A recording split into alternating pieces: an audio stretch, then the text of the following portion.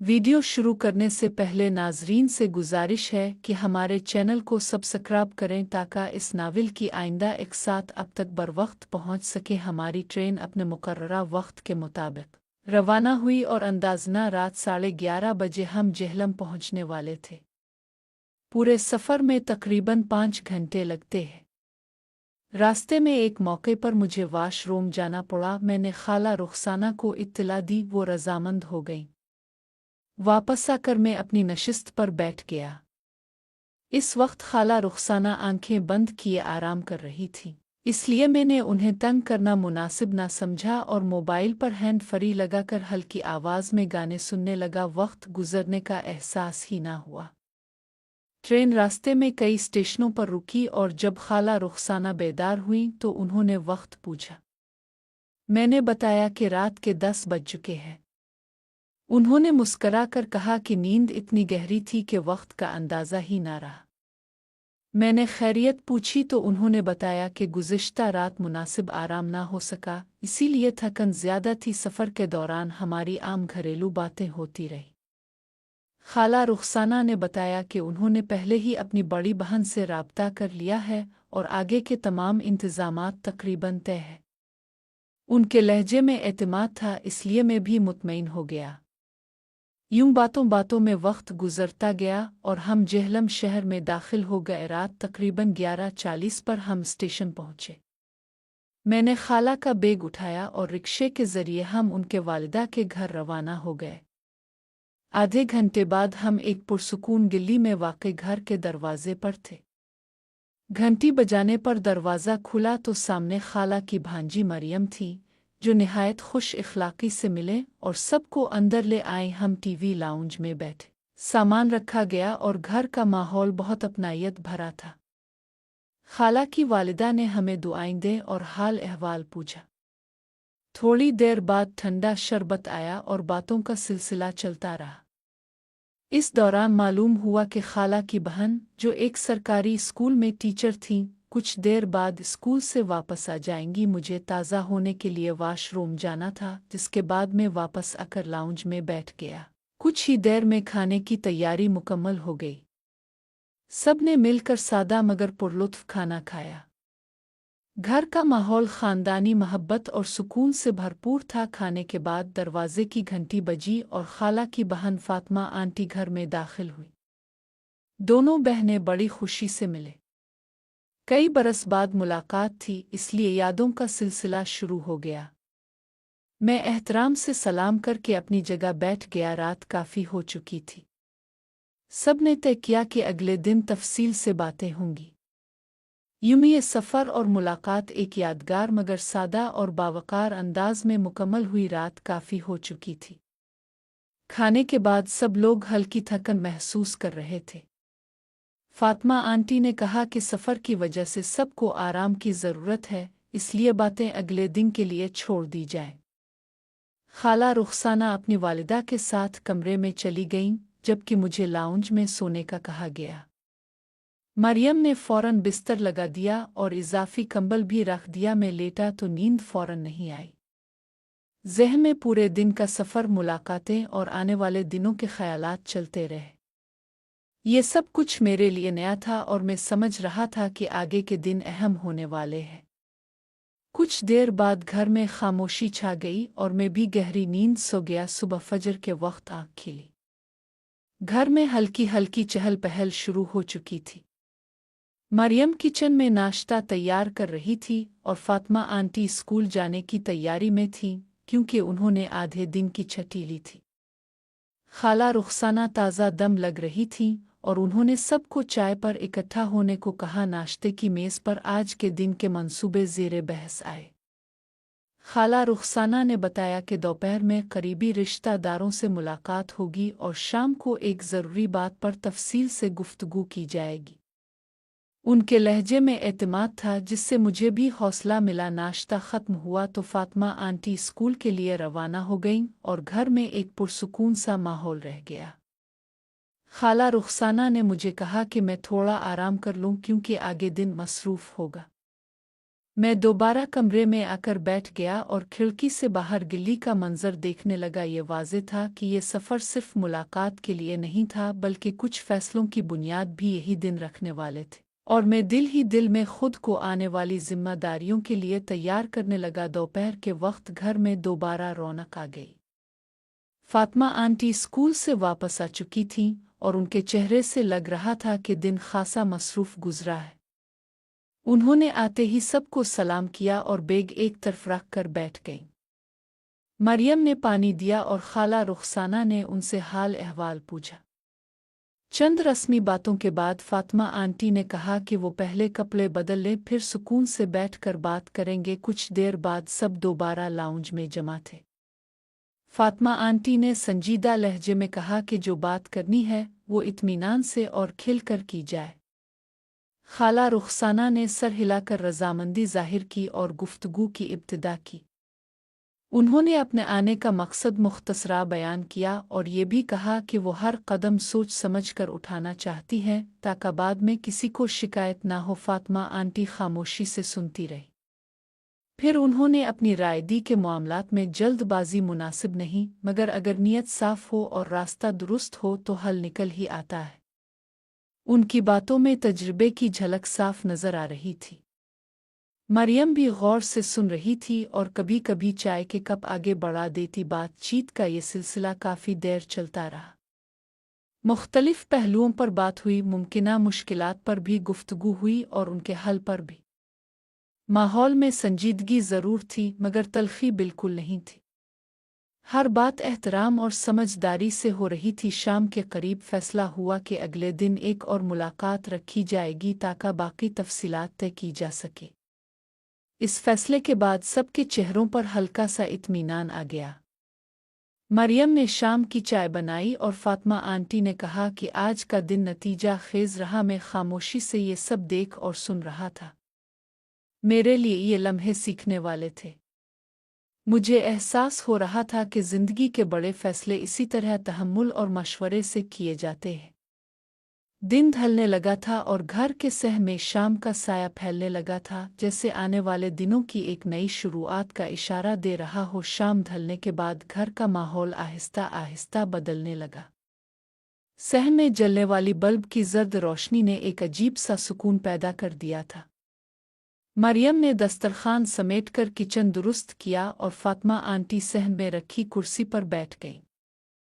खाला रुखसाना भी उनके पास आकर बैठ गईं। दोनों बहनों के दरमियान अब गुफ्तगू का अंदाज पहले से ज्यादा संजीदा और गहरा हो चुका था। फातिमा आंटी ने धीरे से कहा कि जिंदगी में कुछ फैसले ऐसे होते हैं जो वक्ती नहीं बल्कि आने वाले कई सालों को मुतासिर करते हैं, इसलिए हर पहलू पर गौर जरूरी है। खाला रुखसाना ने उनकी बात से इत्तेफाक किया और बताया कि वो खुद भी इसी सोच के साथ यहाँ आई है।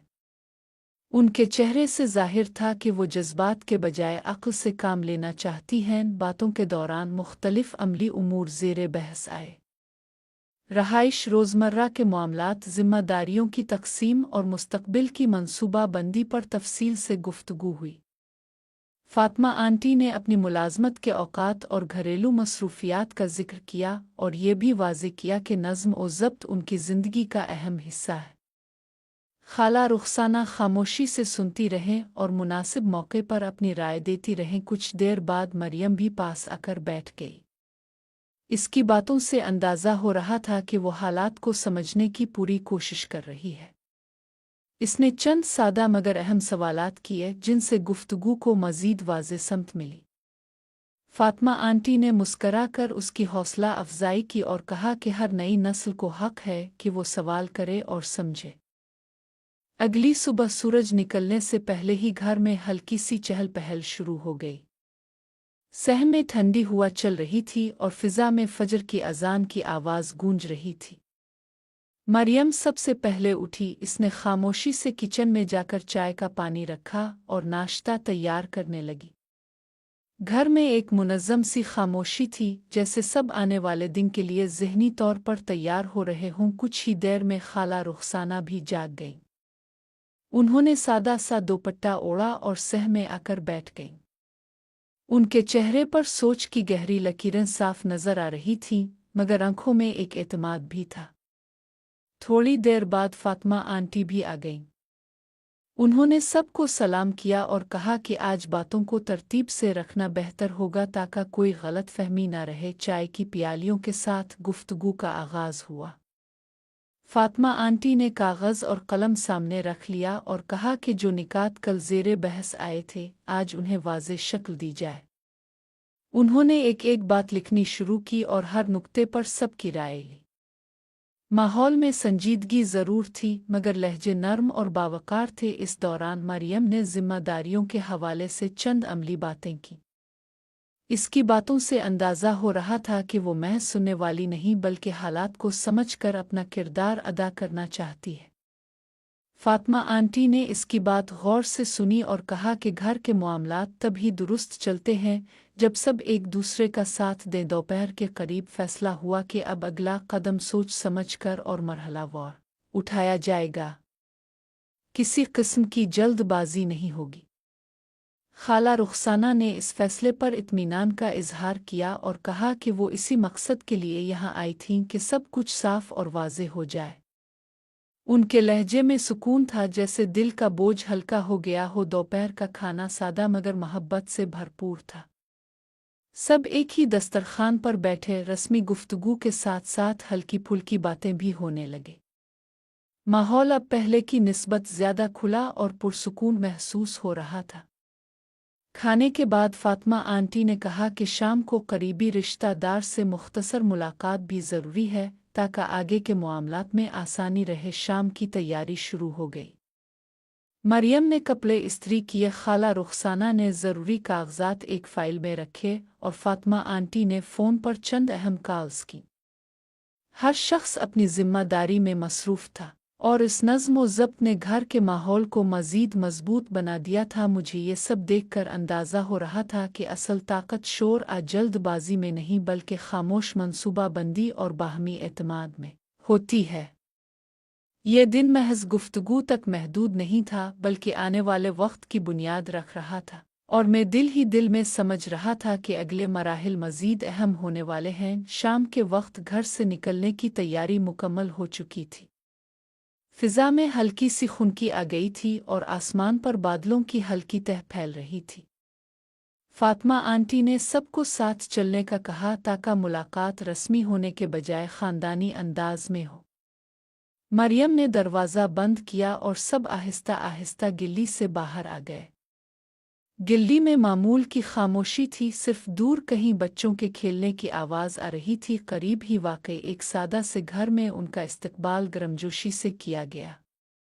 ड्राइंग रूम में बैठते ही रस्मी दुआओं और खैरियत के सवालात का सिलसिला शुरू हो गया। बातचीत में एहतियात और एहतराम नुमायां था। फातिमा आंटी ने मुख्तसर मगर वाज़े अंदाज में मकसद मुलाकात बयान किया और कहा कि सब कुछ खिले दिल और साफ नीयत से तय करना ही बेहतर है। मेज़बान ने बात गौर से सुनी और मुनासिब सवालात किए। गुफ्तगू के दौरान मुख्तलिफ इम्कानात पर बात हुई, हालात के तकाज़ों को सामने रखा गया और मुस्तकबिल की ज़िम्मेदारियों का जिक्र भी आया। हर जुमला नपा ताला था, जैसे कोई भी बात गैर ज़रूरी ना हो। इस नशिस्त में सब ने तहम्मुल का मुज़ाहरा किया, जिससे फ़िज़ा मज़ीद साज़गार हो गई। कुछ देर बाद चाय पेश की गई। चाय के दौरान माहौल कदरे हल्का हो गया और रस्मी गुफ्तगू के साथ साथ आम घरेलू बातें भी होने लगे। इससे एक दूसरे को बेहतर तौर पर समझने का मौका मिला। फातिमा आंटी ने मौका देखकर कहा कि असल बात यह है कि एतमाद कायम रहे और हर कदम बाहमी मशवरे से उठाया जाए। मुलाकात इख्तिताम की तरफ बढ़ी तो ये तय पाया कि अगले मरहले में दोबारा बैठकर हतमी निकात पर बात की जाएगी। किसी ने भी जल्दबाजी पर जोर नहीं दिया, बल्कि सब इस बात पर मुत्तफिक थे कि मजबूत बुनियाद वक्त लेकर ही बुनती है। रुखसत के वक्त दुआओं और नेक तमन्नाओं का तबादला हुआ। वापसी पर रास्ते में खामोशी रही। हर शख्स अपने अपने ख्याल में गुम था। घर पहुंचकर सब ने सुकून का सांस लिया। मरियम ने पानी दिया और फातिमा आंटी ने कहा कि आज का कदम मुस्बत रहा है। खाला रुखसाना के चेहरे से भी इत्मीनान झलक रहा था, जैसे एक अहम मरहला दुरुस्त सम्त में आगे बढ़ गया हो। रात के वक्त सब एक बार फिर सहने बैठे। हल्की हुआ चल रही थी और बातों का रुख अब मुस्तकबिल की तैयारियों की तरफ था। जिम्मेदारियों, वक्त की तरतीब और अमली उमूर पर मज़ीद वजाहत की गई। इस गुफ्तगू में कोई बेचैनी नहीं थी, बल्कि समझदारी और ठहराव गालिब था। मैं खामोशी से ये सब देख रहा था। मुझे साफ महसूस हो रहा था कि मामलात आहिस्ता आहिस्ता वाज़े हो रहे हैं और हर गुज़रता लम्हा एक नई समत मुतय्यन कर रहा है। ये मरहला ख़त्म नहीं हुआ था, बल्कि एक मज़बूत सिलसिले की शुरुआत थी, जिसके अगले दिन मज़ीद अहम फ़ैसलों की राह हमवार होने वाली थी। अगले दिन सुबह मामूल से कुछ मुख्तलिफ थी। घर में एक ख़ास सी संजीदगी महसूस हो रही थी, जैसे सब लोग जानते हों कि आज का दिन अहम है। मरियम ने नाश्ता ज़रा जल्दी तैयार किया ताकि सब फारिग ज़हन के साथ दिन की शुरुआत कर सके। फ़ातिमा आंटी ने मेज़ पर बैठते ही कहा कि आज चंद अमली काम निपटाना ज़रूरी है ताकि आगे का रास्ता साफ रहे। नाश्ते के बाद सब ने अपनी अपनी जिम्मेदारियां बांट ली। फ़ातिमा आंटी ने ज़रूरी दस्तावेज़ात तरतीब दें, खाला रुखसाना ने फ़ोन पर 2 करीबी रिश्तेदारों से राब्ता किया और मरियम घर के इंतज़ामात में मसरूफ़ हो गई। इस पूरे अमल में कोई जल्दी या घबराहट नहीं थी, बल्कि हर काम सोच समझ कर किया जा रहा था। दोपहर के वक्त एक मुख्तसर मगर अहम मुलाकात तय थी। सब वक्त पर तैयार हो गए। कपड़ों का इंतखाब सादा मगर मुनासिब था, क्योंकि मकसद दिखावा नहीं बल्कि संजीदा गुफ्तगू था। घर से निकलते हुए फ़ातिमा आंटी ने एक बार फिर सबको याद दिलाया कि बातचीत में तहम्मुल और वज़ाहत ज़रूरी है। मुकर्ररा जगह पर पहुंचकर हमें कुछ देर इंतज़ार करना पड़ा। इस दौरान खामोशी में भी एक एतमाद था।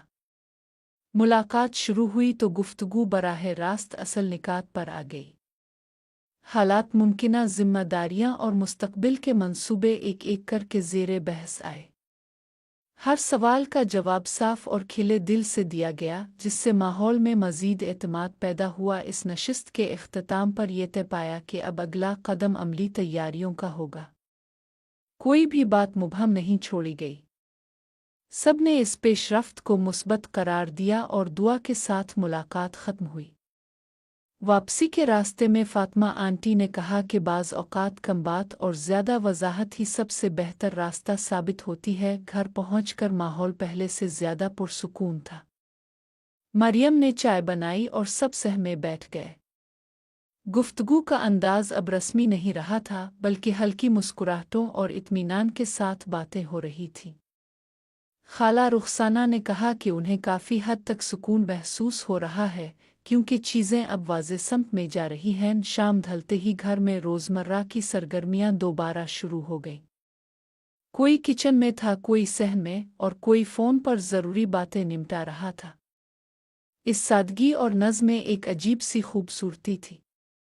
मुझे ये एहसास हो रहा था कि असल तब्दीली शोर से नहीं बल्कि खामोश फ़ैसलों से आती है।